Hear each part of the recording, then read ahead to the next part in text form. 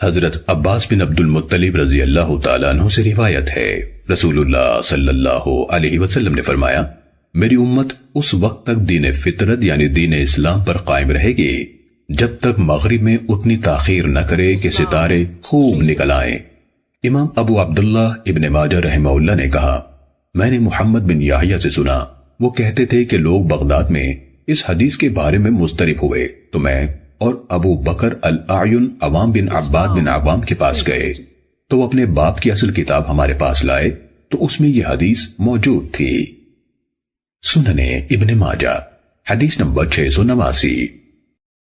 حضرت ابو ہریرہ رضی اللہ تعالیٰ عنہ سے روایت ہے، رسول اللہ صلی اللہ علیہ وسلم نے فرمایا، اگر یہ بات نہ ہوتی کہ میری امت پر مشقت ہوگی تو میں انہیں عشاء کی نماز تاخیر سے پڑھنے کا حکم دیتا۔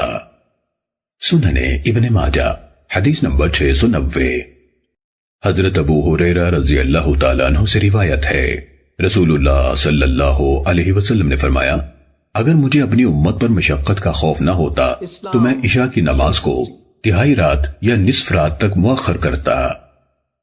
سننے ابن ماجہ حدیث نمبر 691۔